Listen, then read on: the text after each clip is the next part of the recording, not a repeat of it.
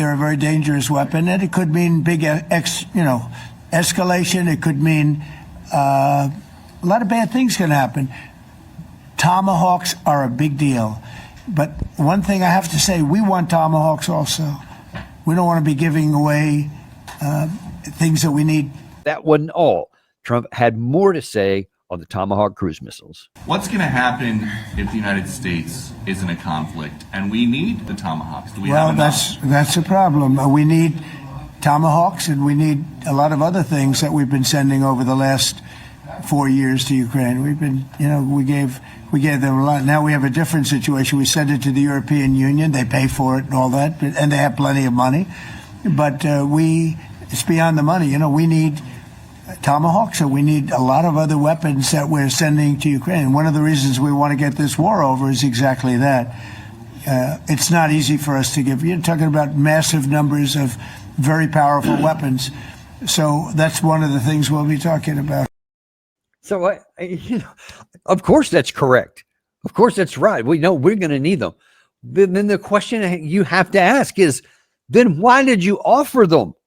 Why did you even put that on the table to be discussed if you knew we weren't going to use any? Now, for those who may be tempted, and I've already seen some on the West, and especially the U.S., beat their breast and say, yeah, the threat of that is what brought Putin to the table.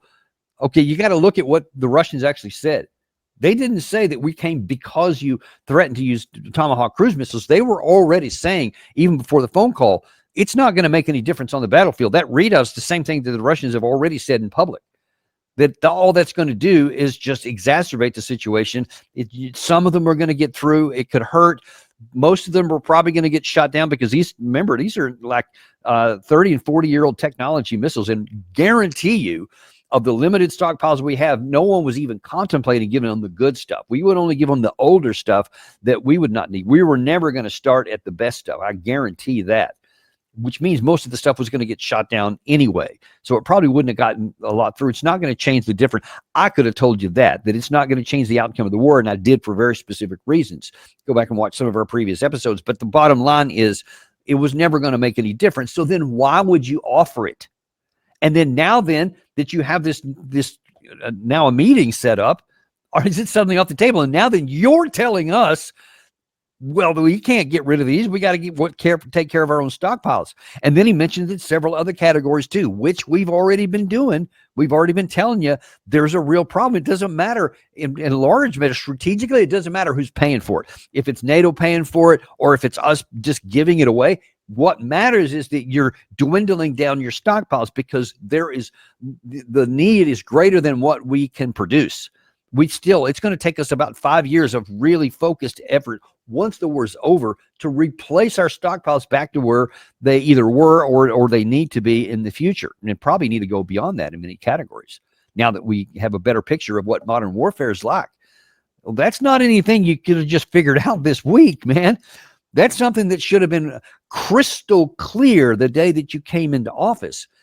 And so that should have driven you, our needs, which he articulated there, that should have been driving the actions from the first month in office. We should have been taking the actions that Colonel Doug McGregor has said many times on this show, that we have repeated many times in our own view here. This war is unwinnable, so we are not going to invest another dollar or one more rocket or one more missile or artillery shell or tank for something that cannot succeed. It's immoral, it's illogical, and we're not going to do it anymore. That's what we should have done right away, because everything he said in that clip was already true on the day he came into office. And that should have informed our position. But now then, how much stuff have we gotten rid of in between now and then? And that doesn't even talk about the Israeli-Hamas war and all the things we give them for that, or our own striking into the Houthis in the Red Sea, or our own striking into Iran, etc. All of those things keep dwindling the stockpile. Our industrial capacity cannot replace it at scale for years to come. Let's stop the bleeding now of our own stuff. So one would hope that now Trump is like focused on saying, all right, you know what? Let's just get this off the table here by whatever means we can. That's what I hope this is going to be. Now, obviously, that's not what Zelenskyy wants to hear. And all these clips I've showed you from today are where the cameras are out there. So as soon as the cameras are finished and they move off, then they're going to move into the real discussions where the conversations are going to be harder and where they're going to get down to hopefully the brass tacks. So I hope that brass tacks equals some version of what I just said here, that we're not going to keep going down this path anymore. That's what I hope happens. But one of the other questions that people ask, and I think it's a reasonable one, was, are you getting played by President Putin? Aren't you concerned that maybe the Russian president is trying to buy himself more time? Yeah, I am, but I've been played all my life by the best of them, and I came out really well. So it's possible, a little time. Is your gut it's all right. But I think that I'm pretty good at this stuff. I think that he wants to make a deal. He wants to make a deal. So I think he's pretty good at that, he says.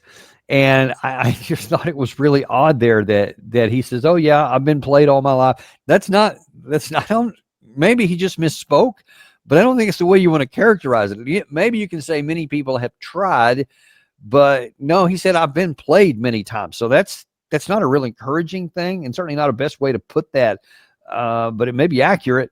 But listen, on this deal, I don't think that Putin's playing him. So I think that the implication there that he got played by Putin, I think, is wrong.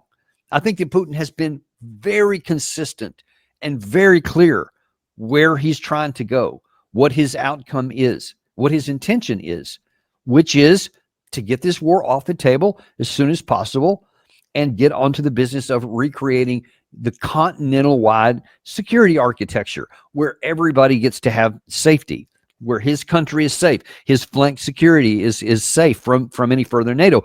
And he's actually interested in security for everybody, because Putin, unlike Europe, recognizes that if his adversaries don't have peace, then he's going to continue to have the potential friction for conflict on his border. He doesn't want that. So you can say, oh, he doesn't mean that he actually wants peace with Europe. Of course he can. And it's rational and logical. Even if you hate Vladimir Putin, it's rational and logical for him to want to have peace with his adversaries. Because as long as nobody in Western Europe feels like they're going to get, Hitlered, and that there's going to be the Wehrmacht come rolling west across, if they don't believe that, then they're not going to be interested in what they are doing right now, which is plotting how to go to war against Russia. That's what is happening right now. He wants to solve that problem. So Russia has incentive to bring this war to an end and to end the process of friction elsewhere, to include Europe. All these claims that the Europeans keep making over and over about, oh, he's going to take all of Ukraine and then he's coming for us next. I mean, you're probably sick of hearing me say that as much as you are of them saying it. I certainly am. And Russia, I think, is going to prove that they have actually been telling the truth the whole time, that they had no interest in going. They don't even have any interest in, I would wager, in going beyond the Dnieper River. I think they will do it if they're forced into it, i.e. if they can't get a peace agreement and there still stays all kinds of friction on the border there, then I think they'll keep going, but they don't want to. If they can stop here, I think Putin means it. He'll still have a negotiated settlement, as he said in that readout, right now, as long as he can be assured that there's not going to be any threat from him on the other side. He has no reason to do it. Let's don't provide one that gives him motivation to actually go on, continue to be militaristic and make us all feel like that there could be a World War III breakout. If there's a World War III breaks out, it is the most profound failure of statehood, statecraft that in a human history, because the stakes would be much bigger than anything that happened even in World War II. And in a war that does not need to be fought, it shouldn't be fought. There is no existential risk and threat coming from the Russian side here. There simply isn't, except for the one that we're making, because we refuse adamantly in the West to bring this war to an end over this misguided idea that we can't lose and Russia can't win. We just have to make sure that happens. We want to make sure that it happens, but we don't have the capacity to bring that tuition. And instead, all we do is keep alive the possibility of expansion. And that's just something that we're going to have to get a better grip on here and recognize the reality, or we're going to find ourselves really in a lot of trouble. Gary, can I ask you to come in for a second, because I came into a show here and did you get a chance to cut those other videos? Okay, let me get, because I want, before we click on to, he said some things about Maduro I want to get to, but there's a couple of other things we're speaking about Europe that I want to get to, that there's some real problems with how the Europeans have been viewing some of this, to include our neighbor to the north, Mr. Carney. So first of all, let's go to the Hungarian foreign minister, who kind of used the same thing. There doesn't need to be war on the continent, and he's opposed to it. Watch this. Világpolitikát elnézve az ember már azt látja, hogy a globális politikai rendszer fejreállt. Bizonyos részei, mintha megőrültek volna. Főleg Európában egy háborús pszichózis uralkodott el. Az európai politikában a kioktatás, a leckéztetés vált a kapcsolattartás alapjává. Hogyha valaki a mainstreammel szemben álló véleményt merészel megfogalmazni, akkor azt azonnal megbélyegzik, megrágalmazzák, minősítgetik. Mi magyarok egy más stílust képviselünk, más hozzáállást. Mi a párbeszédben hiszünk, és mi azt gondoljuk, hogy egy kölcsönös tiszteletre alapuló együttműködés hozhat el kölcsönös előnyöket. Mi a béke pártján állunk, és azt gondoljuk, hogy a háborúkra diplomácia, a tárgyalások hozhatják el a megoldást. So now I specifically used him because, as you heard, that's the location where both Russia and the United States have agreed is probably a good place to have peace. So in Budapest, Hungary. And that's, of course, where Viktor Orban is currently the leader. His foreign minister has said it seems like there's this almost psychosis in the West where they just seem locked in about wanting war instead of peace, but we're for peace. Hence, that's why it's even possible that Vladimir Putin is willing to go to a NATO country to actually talk about bringing this war to a conclusion. And I urgently pray that that's the case. But so far, whether I've showed you recently Friedrich Merz from Germany, who said, we are no longer in a state of peace with Russia. We're not at war, but we're in a state of peace. Ursula von der Leyen talking about this build-up European side. You had Secretary of NATO General Mark Rutte keeps talking over and over about we have to build up our strength and build up our military and expand our capabilities and all this kind of stuff. And then even our own neighbor to the north, Mark Carney, has said, look, we need to be looking, because he's kind of saying, I think war's still an option. There's winning. There's winning. We can debate how that's defined, but winning militarily on the battlefield, getting to a position where there is a peace accord, a ceasefire, a frozen conflict, some understanding. They can get to that position with the support of Europe, the support of Canada, the support of Australia, the support of a few others, and with the U.S. more in a secondary role. So, yeah, so they're still looking at how can we continue on to support war? How can we get ready for that? And then in this next clip here in that same interview, he again says something that so many others have recently, that Russia's losing. There's been direct conversations. There's been opportunities for Putin to take off-ramps. Putin has not taken any of those off-ramps. The president speaks for himself, but I think his patience is being exhausted. His line is hardening. The likelihood of further economic sanctions against Russia is increasing, and the severity of those next phase of sanctions could be a different order of magnitude than previous rounds of sanctions. All of that is pointing in one direction, and I would underscore Russia has been moving at literally a snail's pace in terms of acquisition of territory, temporary acquisition of territory in Ukraine over the course of the last 3 years, and they're not going to win. They're not going to win this war. They're not going to win this war. I mean, this just is troubling. I just got to call it. Carney seems like a good guy. I think he's a sincere guy. I don't have anything negative to say about him as a human being, but holy cow. How can you be the leader of a country in NATO and believe what you're saying there? And I think he does. You know, he's saying that Russia has avoided every off-ramp that's ever been. That's what we have done. I mean, is he serious? I don't know if he's lying there or if he is badly deluded, but it has been the West that has adamantly refused every off-ramp all the way back to 2014, when we had a situation in place that was negotiated by Ukraine, by Russians, and by Europeans, that in the Maidan situation, a actual democratic solution was found, that new elections would be held because the people were so upset. They would be held in May of that year. This was on, I want to say, the 20th of February, 2014. And the next day, the opposition in Ukraine would not have that deal that was done, and so they ran the guy out of town, Yanukovych, and then basically that completed the coup, and then they installed who we actually wanted through some of our diplomatic corps, that we turned them in, and we just said, yeah, no, we're going to go in this different direction here. Doesn't matter who the people voted for. It doesn't matter. It was a legal election. This is the outcome that we want. And then there was the Minsk Accords and Istanbul and all that. You certainly know the rest of it.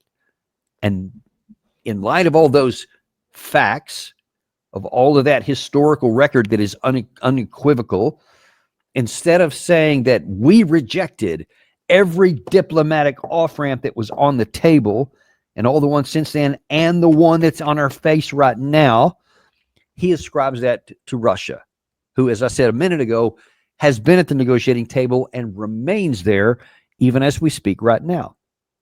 And then you want to say that they're losing, that they're not succeeding here. I mean, it's like you're listening to Ben Hodges or something, and that's the only thing you listen to, or Jack Keane. And do you ever look over on the other side of the line? Do you ever look on the Ukrainian side of the line and see the extraordinary amount of destruction that's coming? And you say they're moving at a snail's pace, but he makes the same mistake that so many in the West do, that Emmanuel Macron makes, that we've shown you from about a month ago. You're looking at the territory. Russia's not looking at the territory. We've had Colonel Jacques Beau explicitly point out the Russian stated objective is not territorial acquisition per se. That's a secondary objective. The primary one is just destruction of the Ukrainian armed forces, and that is what they're focused on. They want to kill as many Ukrainian soldiers as possible until one day there simply isn't one, and by definition, then they would have demilitarization. They wouldn't have to worry about anyone agreeing to it. They would just kill them until you've exhausted all the manpower that you have, or there's just not enough left. Why do we want to get to that point? Those are the realities here, and we're just not dealing with the realities here. And somebody else who's not dealing with reality, and that I mentioned at the start here that when President Trump was making those statements, that Zelenskyy was sitting right up underneath him, and finally the camera swung over around to him, and they asked him what he thought about this situation. Putin is not ready. I think not ready, but I think that I'm confident that with your help we can stop this war. They don't have successful steps on the battlefield, and it's good. I think that their army is weak now, but a lot of losses. They have a lot of losses, and in economy and people. Yesterday I had a good opportunity to meet with the big American energy companies, and they're ready to help. And I had also meetings, thanks to your team. We had meetings with a good military companies who spoke about air defense, and I want to share it after with details where we are. Okay, if you know anything about Volodymyr Zelenskyy, that is not his confident version.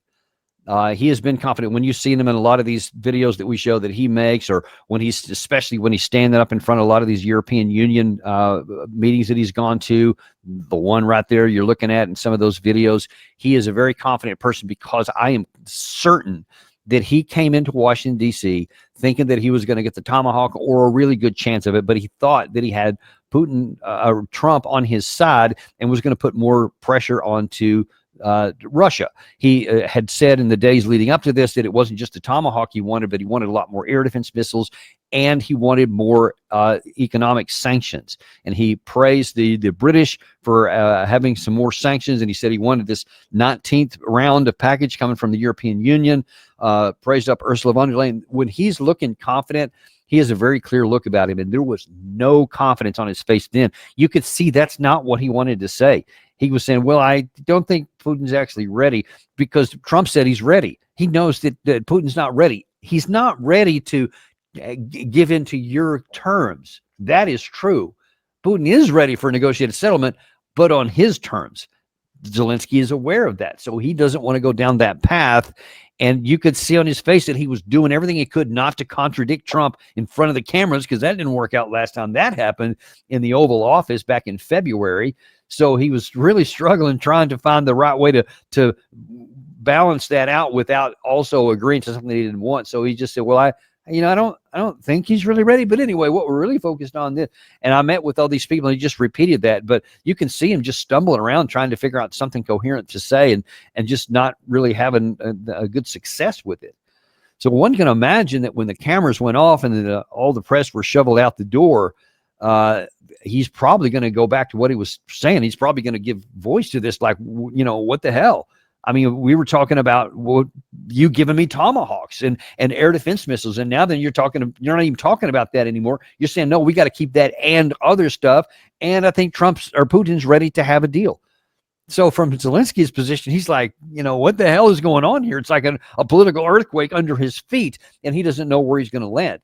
If Trump is going to do what he should do, he's going to do what we suggested at the top of the show, which is bring this war to an end and say, we're not willing to underwrite anything else that's not going to work. We're not going to keep putting our equipment. We're not going to keep drawing down our assets in ways that could escalate and worsen our relationships with Russia, things that apparently Trump has finds that are important as well as Putin does about what comes after the war, about lowering the risk of conflict, about increasing the chances of just peaceful coexistence, even if you don't want to call it peace, but stability in the relationship. That would be a big welcome factor here if we could get to something like that, because that's the foundation. Once you can get some stability, that you can later get to actual peace. That's probably not going to come for a long time, but you're not even going to get on that path if you don't start with something attainable.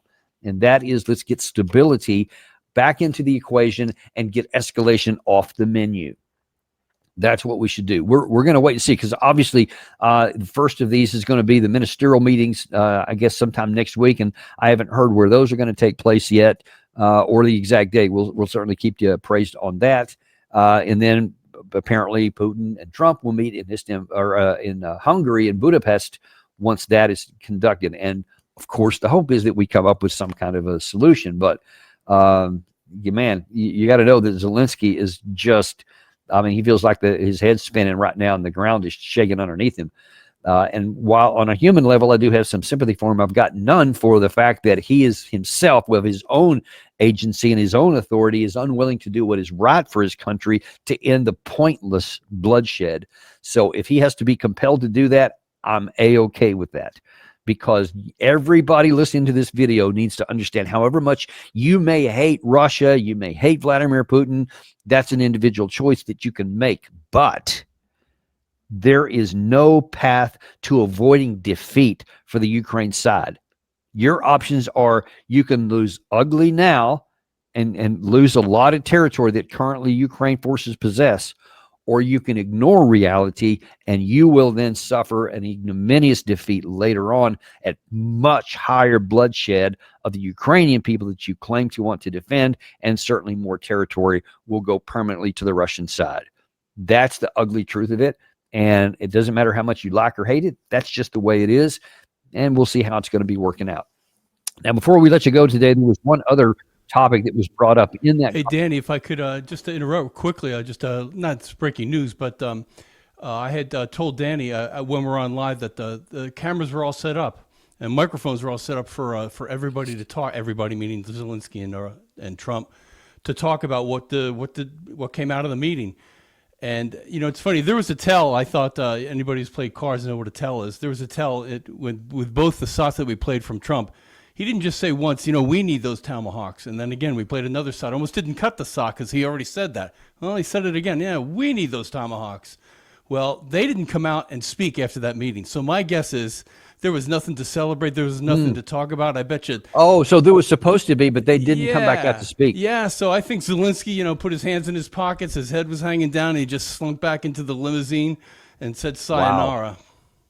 Wow, that is really telling. I'm glad you came back and said that. That harkens back to the February meeting that blew up, because remember they were supposed to sign this minerals deal and they had the camera set up and all that, and then it ended up after the meeting not going on. And so they had a beautiful lunch all laid out. You should have seen the food they had, Danny. Man, yeah, All the press ate that the is food. very telling. Yeah.